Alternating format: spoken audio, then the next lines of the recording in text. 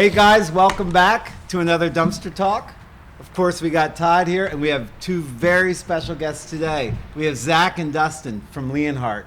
We are very excited to get right into this and tell you a little bit about a company Todd and I went over to visit.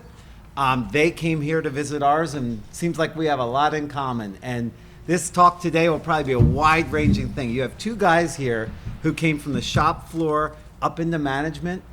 Something that we're trying to build here, career paths. These guys are a testament to that.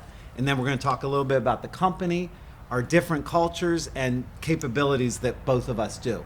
So let's get right into it, guys. Yeah, sounds good. Let's go. Who wants to lead on this? Because you're the old guy that's been there forever, and you're getting in that path. But let's talk about it. Sure. Where do you want to start? Talk about what, just from high school on, how your career evolved, because that's what these guys are building. Alex is behind the camera. These guys are building that from high school, coming right into a place. Talk about that.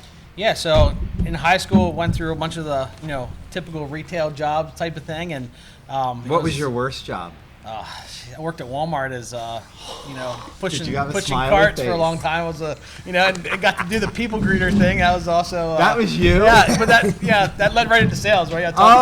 Established relationships, but did that for a little bit in school, and then I guess it was my senior year. I got an opportunity to come to Leonhardt. First job there was just sawing parts. I ran a bandsaw, sawed parts, and then got slowly evolved with that. I graduated from high school and decided to come on full time, and wasn't sure exactly what I wanted to do there. I was construction, had a couple other family opportunities that were there, but decided to stick with Leonhardt. And like I said, ran a bandsaw and then went into brazing handlebars. Okay. That was my next job, and then slowly, as you got into brazing and things, we have a lot of benders, so it was like, hey, you want to learn bending? I was like, yeah, let's do it. So learned bending process, did that for about 2 years. Okay. I've been at Leonhardt 22 years. So wow. 22 years next month. So okay. It's a long time. It is. But it's honestly half a lifetime, literally, right? It is. Yeah. I started when I was 18. I'm 40. Yeah. So it's more than half a lifetime. That's similar to us, kind of. I started here when I was 18. You started. I mean, you worked here when you were younger, but you kind of started back up when you were 18 too. Yeah. Awesome. So went into did the bending thing, and then apprenticeship came open. And the original apprenticeship I wanted was in tool making, but I didn't get that one because I didn't have seniority. But a quality apprenticeship came open. Okay. And I was in quality. I went through a certified CQT certified quality apprenticeship. Okay. And that kind of got things rolling. Did that I was in quality for 12 years, and kind of evolved. As I was growing with the company, I learned. Quality taught me so many things with dealing with customers, interactions. I would be face to face with customers, especially. And a lot of times it wasn't great situations. You have customers who are yelling at you because the parts aren't right, or other issues. But you realize how to kind of handle yourself in a situation, how to defend the company and handle not only like, hey, admitting you're wrong, but how can we fix it? So I go into those problem solving skills too, which quality is great with that. And And Dustin, you can come in on this too, and Todd, really, when you're in quality, when you're meeting with customers, the fact that you did braze those parts, the fact that you probably touched the same parts that customer is now complaining about, the level of expertise you can give on why things happen and how things are, gives you a lot of credibility, I would imagine. Absolutely. When you understand, like a lot of our issues, with customers were bending issues and things. But if I did bending for 2 years, so I understood, hey, there's a wrinkle in that bend. Well, this is why it's there, and this is how we can fix it. And having that conversation really kind of helped, with my career path. Having that foundation. You can't beat floor work, and being there on the floor, getting your hands dirty, and then using that to build your career. I think it's a great path. Oh, I think it's definitely a good path. You have a similar path, Dustin? My path is very similar to Zach's. I started on the shop floor running handlebar cell. Apprenticeship came open for the tool maker. I got it. And so you have one up on him. No, it's not one up. Zach, I mean, I just am looking to I'm looking to stir controversy. Actually, I'm glad, because usually I'm the one I was going to go there. I was going to be like, my trajectory has been faster. Yeah, some of us are better. I'm just looking for that. Yeah, and in our roles, we give that back and forth to each other, and that's what keeps a good balance. Mm-hmm. So, yeah. So you started in tool making. What's a tool making apprenticeship look like? You start out. You still go through the quality handbook. You go through a lot of the stuff that is there, but it gives you a holistic view of manufacturing. Okay. But that's at Leonhardt. If you go through a toolmaker apprenticeship at just a tool shop, you're making tools, seeing them out the door. At Leonhardt, you're also implementing them, seeing where stuff may have been an issue, better ways to implement. You'll learn from the engineers because they're on the shop. We're on the shop floor. Sure.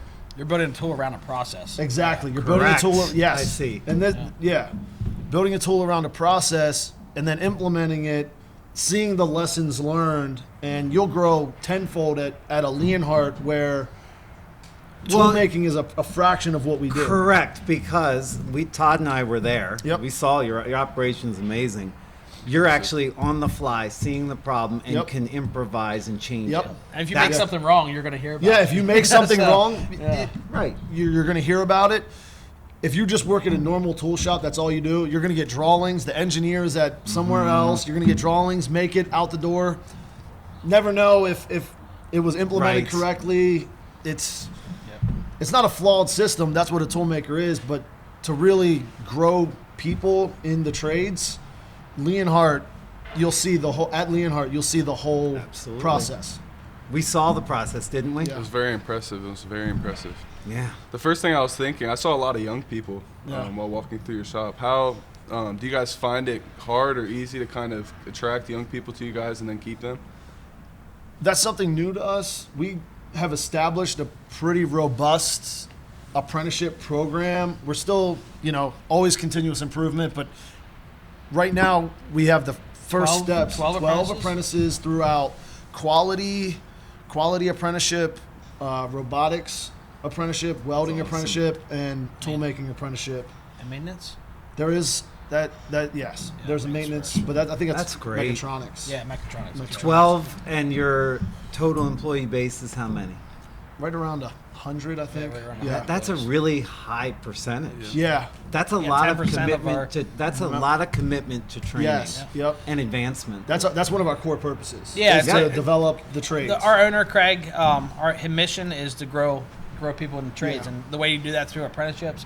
So working with local, schools, with the Hanover Chamber of Commerce, we're very interactive with them. Also, the Manufacturers Association in York do a great job with them, and finding apprentices. They have that great facility there where we can go it's amazing. Yeah. send their guys for training, and they do their schooling there, and it's just been a great collaboration with all bringing everybody together. You have to do it. I mean, if you don't do it, that's college. Not that college is overrated. I mean, college has its place, but you can have a great career starting in the trades. Whether that's with us, and if they want to stick with us, that's great. But we can also set them on that path to where they go, that journey of their life, and that's what we're all about. It's a great opportunity for young people because, like, when I was in high school, I was kind of scared thinking about, like, if I don't go to college, I'm a disappointment. Yeah. But if you're able to kind of get hands-on right away and learn on the job, that's a great opportunity. Yeah. Paid training. Yeah, You're paid going right training. into. Yeah, exactly. You're getting paid. All of that's paid. You're getting paid to learn. And you don't have to pay for the. Yeah, you're not No, coming you're out getting with. paid. You're not coming out with possibly 6 figures of debt. Yeah. Right. And the owner, Craig, he's all about developing just not in the trades, just them as people. We teach them finance. We teach them goal setting. It's a holistic approach, and we're That's still developing beautiful. it. Yeah. That is, you can speak to that. Yeah. I mean, that's what we are all about here. Todd's 21. He's in a peer group at the High Center. Yeah. Youngest one Learning- there, right? Yeah. You're learning from CFOs, learning from people not here, within the company and without. Yep. So that you're right. The broadness of the learning is what really shows you're committed to it, because Craig might be investing in someone moving out and starting and developing their career elsewhere, Yep. and he knows it. Yep. And that's the beauty of it, is he knows he's making those people better. He's not saying you have to stay here. He's giving them skills Correct. to make them more marketable. Yep. Yeah. Because what's better, making someone more marketable or keeping someone mediocre Yep. here? Yeah. Exactly. Yeah. You know? Yeah. It You doesn't. can better yourself, and that's what's important. All right, guys. So can we get into your guys' position with the company? Yeah, sure. So as I mentioned, I was in quality, went from quality to engineering, and did project engineering for a while, ran projects. A lot of that, like I said, because building from the ground up and knowing the floor and brazing, doing all those things. I knew the processes, so went into the engineering department, and then I was there for like 4 years, and then the opportunity came open in sales. And we had a sales rep at the time. I kind of mentored under him and learned the ropes. Still learning. And now I've been in a sales manager position for the last 2 years. So it's been awesome. But being in sales, it's easy to sell what we do, because when you touch it, feel it, and you've been there, you can sell what you do and talking to that customer and explaining what we can do, what we can't do. It definitely helps. So, yeah. What about you, Dustin? My role currently is engineering manager, and I hate to keep just going off of what Zach says, but just knowing the floor, growing through there, running the projects, and just growing through the chain, it's been a fun journey. Yep. Customers, first of all, want to deal with people they trust. I sold for 15 years. I sold TV commercials in my past job. And I was in research for 4 years. I was doing like Nielsen ratings and all this geeky stuff. And everyone's like, you should be in sales. I'm like, I am not a salesperson. You strike me as the same way. I'm sure when that first time was approached you were like, I'm not sales. What are you talking about? But people want to work with people they trust. Yep. And you can actually give a solution. You're not selling anything. You're giving solutions. How was that, like the first time you were approached? Yeah, a lot of our marketing was approaching other people with what we can offer, but solving those problems and being able to have a solution, that's what really helped me. It's like, be able to answer the question when they have a tough question of can you do this or can't you do this, and being able to answer that and having that background, it helps. Right? And you in the appointment can tell people, because you were on the floor, you were an engineer, you were in quality, you kind of have, since you touched all the departments, you have to go back to clear everything. But when you're out there doing the sale and meeting with customers, you can kind of give an answer on the fly because you know those processes. Yep. A lot of times where sales gets a bad name is when sales reps either overpromise to the customer without checking back, and everyone's pissed off that they didn't understand the flow of a shop floor. Yes, we can't do that. Or they're going to overpromise. They're going to not help the customer enough. It goes either way. Yep. And I'm sure you guys have run into that. Yeah, we run into that especially. We have in my department, I have a sales engineer, Megan, does a great job for us, and it's that learning curve. The last 2 years is learning what we do. Not agreeing to the customer, hey, we can do this, but learning our processes. That's huge. Once you learn that and get that established, that makes a huge difference. But of course, we went through, I think, in the middle there, a lot of different sales management and stuff that kind of were selling things that we didn't do, and it wasn't a good fit for us. We're unique. We do. We don't do real low volume. We don't do crazy high automotive volume. We're kind of in the middle. We kind of have a niche there, and trying to find a customer that wants that. You need to understand what you're trying to sell. Absolutely. Yeah. And Craig, with your background, what parts of the job have you enjoyed the most? What areas? Because you strike me as the most unengineered engineer I've ever met. I'm sorry. I'm just going to call it out now. Yeah, I love working with sales, figuring out the solution, and then it's my job to implement it. Okay. Working with my team and making it happen, keeping deadlines, all of that project management aspect of it. I truly love the role, being the liaison between sales and the shop floor. I see. Yeah. And high energy, too. We could tell. How many Red Bulls have you had? No, it's not Red Bull. I don't need wings. We limit to him one coffee a day. Yeah. And that's, I'm not allowed to bring my coffee today machine. A one, or no, it's been did 3. he cheat? It's been 3. Just fixed my coffee maker, my espresso machine, so excellent. I had to go all in. So we're ready today. Yeah, we could tell when we took the tour with you guys that you knew how to run everything, which is which says a lot. I'm the one that bent the parts for you guys? Yeah. Okay. Yeah. And we'll be funneling some footage. I got some videos from you guys when we were over there, so we'll funnel in some videos to kind of show show what they do. Those machines are awesome. I mean, now for the outsider, to be able to do that with the precision, and I actually was struck, some of the processes I thought would have been more automated, and some I thought I was amazed by the automation. Where is automation in the whole process of what you guys do? We struggle with us being the mid-volume, forking over, a million plus for a fully automated cell in that mid-volume. I mean, I'm the one that I'm like shiny object syndrome. Yes. Oh, we need auto loaders, we need all the robots, and then you go to Fab Tech and you're like, I want it all. Yes. Yeah. And him and I both high energy, excited about everything, and we come back, and it's not that they're like, hey, let's see how, let's run the numbers, and then you do that, and it doesn't make sense because once you get all the robots and automation at our volumes, changeover then is a major headache. We try to be fast. We're implementing single minute exchange of dies for our bend tooling, but that's a process, not so much the automation portion, but to develop our people, we need to still have people running. Absolutely. So it's more of a cobot environment. I think the one I saw, the bender that turned and everything, talk to me about that machine, because I loved watching that process. I think you had that program for like 8 or 10 different bends. Talk about that. It's that specific bender is a BLM E-turn. It's a triple stack left and right hand bender, so it will flip around. It can bend up to 6 different bend radii. But that specific part also had compound tooling, which adds complexity to it.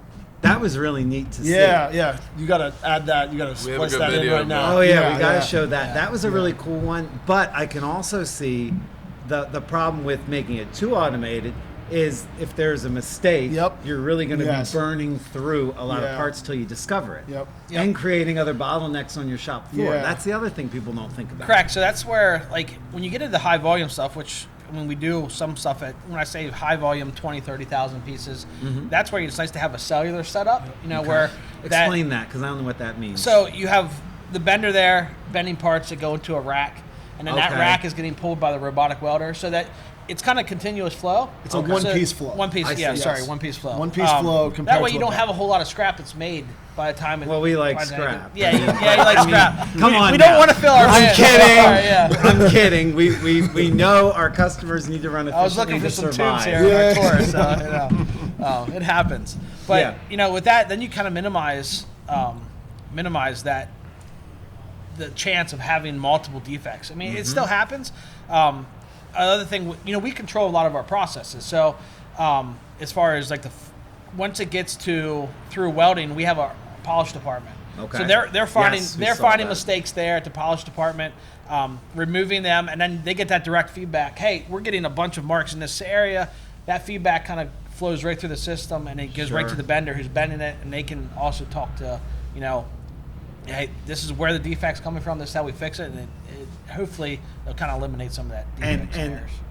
A competitive advantage for your company is I don't think many companies have a sales manager who could talk that, because you've lived the pain of trying to fix it in your old jobs. Yeah, quality. Same with you, and that's why the broad-based training that Craig is instilling in your company is really valuable for you guys.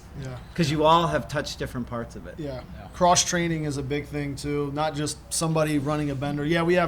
We have specific bend techs, but they'll go run other stuff. That's great to keep it the balance. So overall, in your guys' opinion, do you think people should be scared of the new technology and the automation that's coming out, or should they look at it as an opportunity? It's definitely an opportunity. Yeah, that's just an opportunity, definitely. Because I talk to a lot of people who don't really do much research or know too much about the automation. They just hear about it and they get scared. Like, it's taking people's jobs, but you have to have someone running it. You don't want to make 200 of them.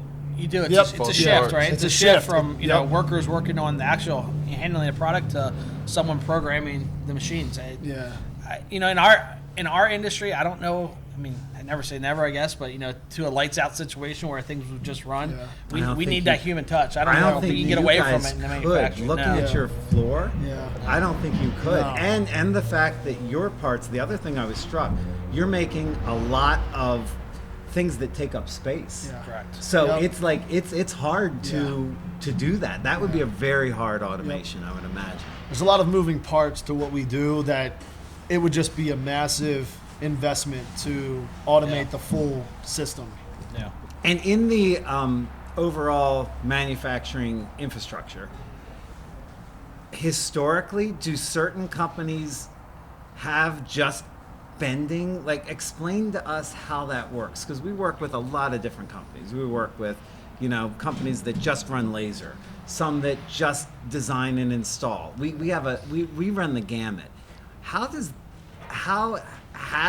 Is it that there are traditionally companies that just started just bending and then they moved to other things? Talk about that a little bit. It is. It's kind of been our evolution over we started as, I give it a little history of our company. Just 1970, 53 years now, and started as a one-man tool and die shop. Had a bender, Really? bought a bender, and Okay. had that started to service the OE motorcycle industry, Okay. and been doing that ever since. And a bender led to a welder, led to stamping operations, led to polishing, finishing, controlling all those processes. So vertical integration, obviously, the more you can be vertically integrated in our industry, it helps with everything from from quoting to the production to the floor, lead times, everything. But as we evolved over time, we got more. I'd say bending is our core, and we added processes to build around that. So we're not. There's a lot of companies out there that do a lot of just tube bending, like basically what we call is down and dirty tube bending, lawnmower handles, things that are more of a commodity. Yeah, that you buy at Lowe's. Where you're bending it, throwing it in a box. Where we have built, because of our relationships with our customers and them valuing high quality, we've kind of backed into that a little bit where our tube bending, we need to add more value to it. So we'll bend a tube, then we'll weld a bracket to it, then we'll have it polished, then we'll have it powder coated or chrome plated. So we're touching it more, adding more value, and that seems to be the best thing for us. Is the more we can do in house, the better. Sure. Versus join like a. And again, One-stop shop. you're solving customers' problems. People, it's all elementary. It all goes back. People want to work with people they trust. If you're in and have a great relationship with someone, they're going to ask you, can you do this? Can you do that? Can you do that? And it's going to build that relationship much stronger. Yeah, definitely. I'm sure you have examples of that time and time again. Can you talk about some of the industries that you guys have gotten into that maybe are like the company has sort of gotten into almost by accident, or like, wow, this would be an idea. I saw you two made a table. Yeah. Table. Yeah. Talk about that, because sometimes growth, and I talk to our guys about it all the time when we're brainstorming, sometimes growth comes just opportunity you have to take advantage of. Yeah, we've, like I said, we started in motorcycle industry, and it was high volume, a lot of high volume. And over the years, we kind of looked at other areas to get into. One that kind of doesn't, if you go to our shop and we'll look around, we do crane business. So we have all these little parts, nice chrome plated, high cosmetic, 40 parts on a rack and things. Then you have a quarter of our shop that's dedicated to 30-foot jibs and booms for our crane industry. Doesn't really fit each other besides our processes. So our processes is what bring that all together. Our quality process that is required by all our customers, our weld inspection, things like that, and all the processes that we put together is really built to added that customer and grew them when they came on board. So that was that never really fits everything else that we're currently doing, but it's its own thing, and it does great for us. So. Oh, it has. And Dustin, you're not really in sales, but you could be in sales because you know the process too. So talk about that freedom and how you have seen the company gravitate in other industries. It's just seeing the need, what we can add value to. The seating industry, it does a lot of the same things. It's all tubular fab, and then what value add is on top of that, and that's what our core focus is. Yeah, I think you guys have just grown amazing. Like I said, we left that place stunned by the number of different products you were doing. I liked it because you guys are a company that like you can't really get comfortable. Like Yep. you have to really adapt and stay on your toes to, or you can't really stay competitive if you don't. So I thought that was really interesting. Yep. I just like all the different like. I enjoy like going into a company and finding like the niche that they find. I think that's very interesting. Like I said, adding value to tubes is where we found our market. It's hard to dive. I mean, this has been a challenge for the sales department. It's like pick an industry, dive into that industry, Right. and we're doing that. I mean, furniture. We hired a person. We have her in the furniture industry. She's killing it. We're killing it in furniture right now. I think we're doing around 14 different chairs now, and that was the last 2 years. You know, there's chairs everywhere, different styles and things, but trying to find out where that fits. And you know, there's tubes everywhere. If you look at, I mean, I'm looking at around this yard. There's tubes and you know things all over the place. So trying to figure out where find a customer that values what we can do and we can provide the service. So. Well, it's tubes in furniture, but then it's also tubes in automotive, transportation. We've done transportation. It's throughout a lot of. It's spread very wide in the industries. Yep. I'm going to ask a very, very dumb question because I see a straight length tube like those over there, and I don't think of bending as a way to make a product. I think of welding in a sense. Yeah. Can you explain the structural difference between creating something with welds and creating something by bending? So Engineer. Oh, let's go to the got into the tool die program for the technical answer. Let's let the sales guy handle the soft questions. I've graduated sales. Right. We'll let the technical guy answer that. Just explain that. Well, it goes back to it's a balance between structural integrity, volume. That's a loaded question. Okay. Right? You can't. There's not a one size fits all. No. Because you can miter that and then weld it. Now you're adding time, but for that one bend part, I could bend 100 an hour, but I could only weld probably a slim percentage of that. Okay. It's a really loaded question. Okay. You know? Yeah. And especially, I would imagine, like that machine you were telling me, the Yes, the left-right multi- bender. yeah. That's something because I saw that was probably a 20-second cycle time, maybe. How long was that 10-foot pipe that turned into? No, it's probably closer 72 to inches. 70. Okay, yeah, so 72, 6-foot 70 pipe. 6-foot pipe that has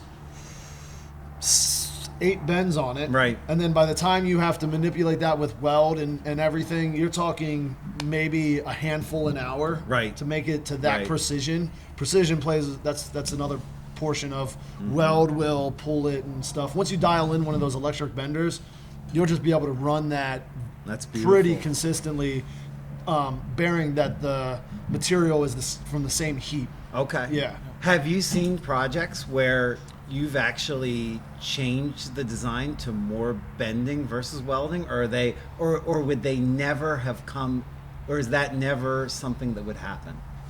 Design for manufacturability. Yep, That's that is one thing, One of yeah. our core. Explain that. So, a customer will come to us with a design, and especially in the furniture industry, you have a lot of designers that design something that just can't be made the way it's designed. Really? Yeah. You mean pie in the sky? Yeah, Yep. yeah, exactly. Yeah, exactly. And they come to us, and what we do is we say, hey, this is the processes that we have, and this is what we can do to make what you want. You get the same end result, but instead of having to weld here, let's throw a bend in that with a small radius. If that radius is super tight, well, maybe let's cut that and weld it. We're not opposed to going either way with it, but kind of explaining what they want to us, and then explaining to them how we can do it is been very beneficial. And I think that overall culture of freedom that's instilled top down in your company allows for that, because that's like getting into research and development a little bit.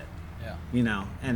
And Craig does strike me as someone who loves research and development. Yeah. Correct? He Yes. showed me Yeah. the personal transporter. Yep. I'm sure. Does he come to you with like 30 ideas a day, or does he tone that down?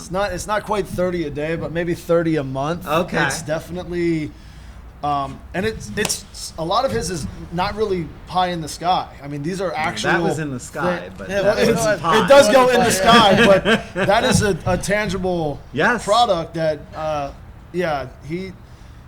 he's definitely the visionary, in my Yes. opinion. He has a large vision for Leonhardt, not only the development of people, but we want to be doing the complicated Yes. bending, Yep. manufacturing, designing for manufacturability. So he's looking for all of those opportunities that aren't, I mean, that is not That's not an RFQ that's ready. exactly. Like, That's it's- not loaded it's not up. a standard RFQ that they're going to send out to 20 people. Yep. That's like saying, I see a problem out there. How Yep. can I solve it? Yes, Yep. yeah. That's a different. That's a Yeah. whole different company. And to that's do a whole that. different. That's almost not even selling. That's, hey, Yeah. how can we help you guys? We would like to be a part of this. Mm-hmm. How do we help? You guys mentioned what's so cool about manufacturing. Let's talk about that a little Yeah. bit. What school did you work with last year? Last year we got New Oxford Did they win some national award?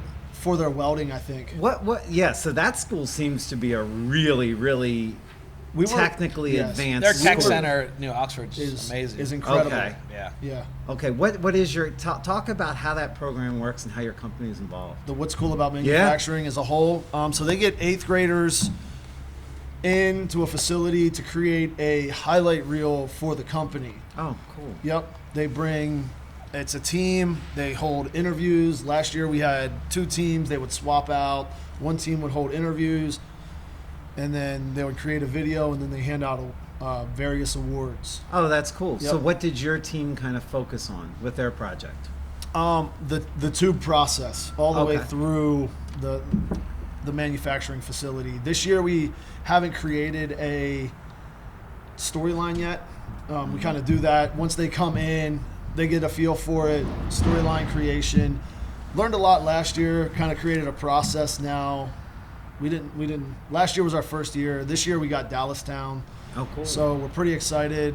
Unfortunately, a lot of us, Craig, myself, and quite a few of us did go to New Oxford High School. So Oh. we kind of were like, Are you going to sabotage Dallastown's efforts? absolutely not. We actually want them to. We're, yeah. no, we're going all in. It's, Yeah. it's Team Leonhardt. Kidding me? If he's supporting them, he's gonna be all in. Oh, Yeah, I know all in. that.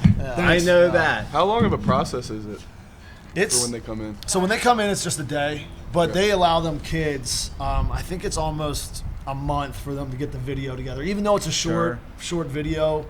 It's 8th graders; they're still learning, and I mean, last year, I really hope we have the enthusiasm. Last year that team was incredible. They ask really good questions. We're excited about manufacturing, and that's ultimately why we do it. Because Yep. to go back, we have a variety of manufacturing we do. It's not just tube. It's not just tool making. It's everything. So having them in our facility to see what is out there Oh, yeah. to really open their eyes. And a Did lot you- of Oh, sorry. Did you find some kids that might want to do that when they're older? 2 of the kids, their parents actually worked in manufacturing. Excellent. So they were like, well, my dad does this, and that, I think that's where you get maybe the better questions. The parents kind of prod them, hey, this is something you probably should ask. Absolutely. That's awesome. Why don't you talk about, you've talked often about your high school experience and the lack of any promotion of manufacturing. Yeah, honestly, I can say I didn't really hear the word manufacturing at all throughout high school. Like, I never even thought of that as an option. Not too many people in my family kind of works with their hands. I mean, my dad's a barber and my mom's a nurse. So pretty much college was like the only option. It's either like college or kind of like a disappointment for a little bit. So I went to college, and it wasn't the best decision probably.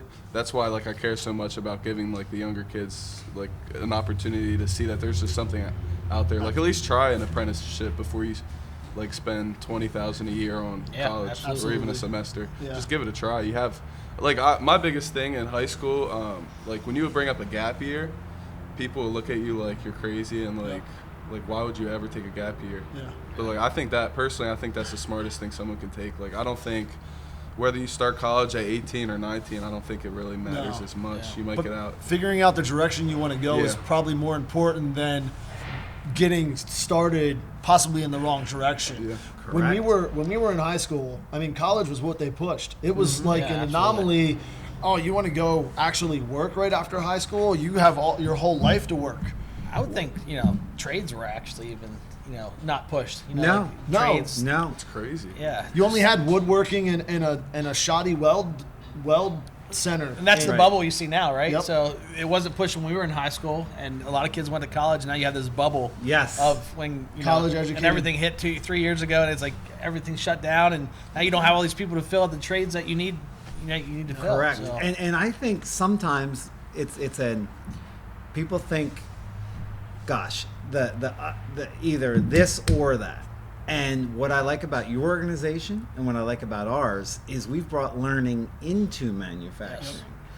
Yes. And it's lifelong learning. Yep. Like a diploma.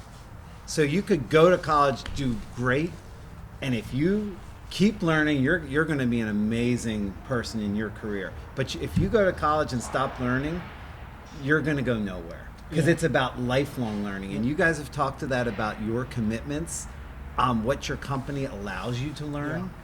That's what matters, really, ultimately. So I think in the past, VOTEC, just the fact that it was segmented off from learning, like, which is stupid because you went and you worked, you brazed, you polished, you worked the floor, but you're in sales. So you need to have that variety of things.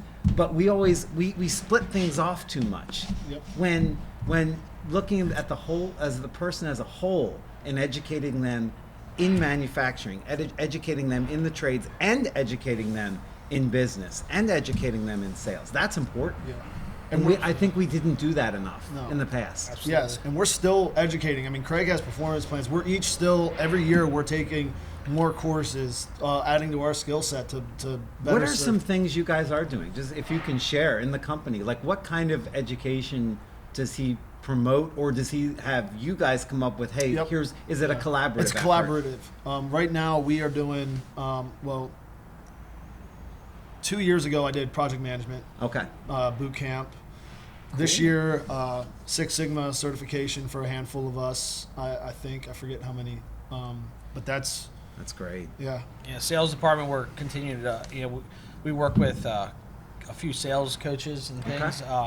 Also, personally, I'm in a leadership program in Hanover with the Hanover Chamber. Oh, cool. And, developing ourselves, like you said, keep developing. It never stops. Education never stops. I mean, Craig's going to things. He's joining groups. He's learning. I mean, we're all, everything from our president, everyone's always continuing to learn. Yeah, Craig leads by example. He's still. I mean, Absolutely. one of his personal bests over the holiday break was, I read. I educated myself on this topic. That's awesome. Yeah. And how is that like disseminated through a leadership team, or how does that work with you guys? You guys seem to have a lot of access to him. Yeah, so we actually we use EOS as it started an implementation of that, and we have a core leadership team. It's myself, Dustin, and our purchasing manager, production manager, and then our president, and then Craig. Okay. So we're all together in that, and we meet every week. That's for great. an hour and a half. We have topics, and we really dive into not only the numbers of the company, which everyone's open about that. Craig's super open about that with us, but also the what's going on. How do we solve it? Let's sit down in the room. Let's hash this out. Let's maybe everybody doesn't understand or get the same agreement on things, but that doesn't matter. If there's conflict, me and Dustin have conflict a lot of times. I can see but it. But we learn from it, we grow from it, and then next time that comes up, and it's the problem solved. So Absolutely. What advantages do you see from taking that? You said an hour and a half a week to kind of meet with the leadership team. How do you see that kind of is an advantage for you guys, like staying on the same page? Yes. same page, and we're all close. Unifying the leadership yes, team. absolutely. All of us coming out of there with a clear goal. We know what the top priorities are. It's prioritize and execute. That's kind of that's what I get out of the EOS. It's beautiful. We establish clear goals. We have rocks for the company, rocks for individuals, and we know what path we're going. And it's my biggest thing is having a unified leadership team. I see. It's beautiful. We're actually starting the process of that ourselves. One thing, oftentimes, what I find in those settings is different people have different horizons that they can look out, that they're either trained to look out, or that's their capability. I think most times it's just training and outlook. how do you mesh the whole group? Because you may have some people that are designed, they're looking only at that 1 year goal, which might even be a long-term range view for them, when you have someone else who's on a 20-year goal. How does that work? Well, that's the beauty of the EOS establishing our goals. I mean, hitting the milestones. For the person that has the 1 year goal, here's the milestones to get there. And again, it's the transparency and the leadership team all being unified on that. It's transparent, black and white when you're in there. Most of the time you don't leave with too much ambiguity. It's written on the wall. And that's nice because you can all commit to it. Yeah, and the benefit of all of us getting together is you have Zach with his vision of sales, my vision of implementing all of the onboarding all of the sales, the ops manager and supply chain, all of us on the same page, just knowing the vision. Love it. And understanding, like you said, the goals. Craig and our president Jason. Their goals are more long term. Where are we going to go in 5 years, 10 years? We're in sales. Hey, I want to know what's coming in now. Are we going to meet our goals you this need year? The pipeline. Dustin wants to know. This month is going to get launched. So it broke down. But by setting those quarterly rocks and then those yearly rocks that we all have, it says milestones that you can hit. You're headed in the right direction, and it sets that path forward. And you know what? I think if I asked you guys about your continued learning programs, just no offense, but I don't think you would have listed your leadership meetings as the continued learnings. But it's probably your greatest continued learning is just being in that room and learning that process A, and then practicing it. Absolutely. I think that might be the greatest learning of any of it. Because you've really transformed because of that. So if I'm a manufacturer, or if I'm OEM, or just a shop looking for extra enhancements, what am I going to call your company for? So, tube bending, metal fabrication. Metal fabrications are I guess what I would say, a core tubular metal fabrications. With our processes from tube bending, and then welding, robotic welding, and then polishing, finishing is kind of what our main area that we're taking care of. Highly cosmetic tubular fabrication. Okay. Okay. So explain the highly cosmetic part. Yeah, I get into that from the quality background. So, as I mentioned earlier, there's a lot of commodity tube bending that's out there. A lot of companies just bend it, throw it in a box. Where we're designing quality into the whole process. So when we bend at the bender, we're making sure that, or it actually goes even further than that. When we buy material, we're buying material that either comes pre-finished or it's a good quality material. We're not buying from overseas. A lot of our material it's coming more direct, because what that is at the end, we either have to fix it with polishing, or you're going to have something powder coated that has defects in it. So we build those quality in our process, from tube bending, then welding. Again, we're looking at the cosmetic side of that. Okay. And then going into the polishing and powder coating or chrome plating, whatever we do from a finish standpoint, that has to be highly cosmetic. Is there a transition in the market from the interest in chrome versus powder coating, or what? I know it's varied because it's industry by industry, but generally over the term, what do you see as the preference out there? Yeah, it's definitely a trend thing, where in the past chrome plating was probably the top. Now everything's shifted to powder coating. I'd say 90% of what we do is powder coated. And again, back to the cosmetics, cosmetics are different to each customer as well. Right. So you have your motorcycle industry, which is super high cosmetic. Furniture, they're like, hey, we want cosmetic parts, but they don't want that level of cosmetic. So understanding that and building a team to say, okay, this one you inspect this way, this one you inspect this way. There's still cosmetic, there's still value there that the customer wants, but they value it a little bit differently. Understood. Which product is harder to work with to keep nicks and things out? Is there one versus, is chrome plating harder to work with at the end, or is powder coating harder? Chrome plating, it mirrors what's the condition of the tube underneath it. Oh, okay. So if you take a tube that has nicks in it and you chrome plate it, that chrome just follows the nickel, and the process of chrome plating just follows those voids.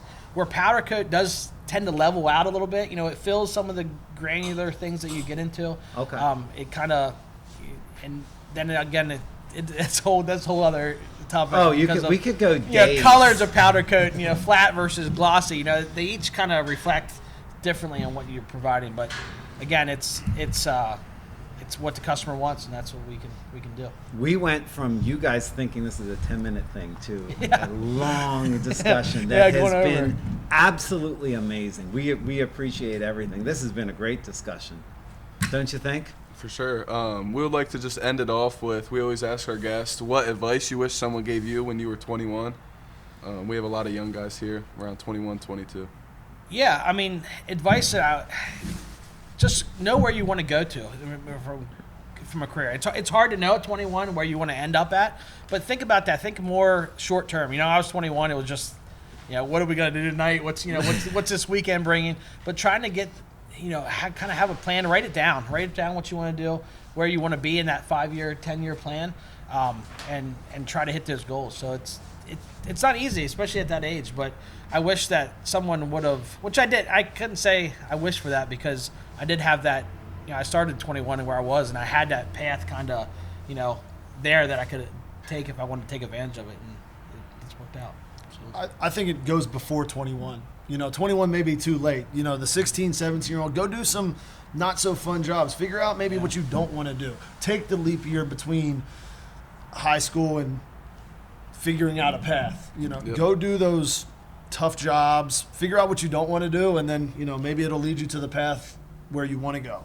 Yeah, that's great advice because we have tough jobs here. You went through a lot of tough jobs to help you know what you didn't want. Yeah, I've been through a couple jobs. But that builds character. Those tough jobs is what builds character. Experience. You got to maybe start out on the floor.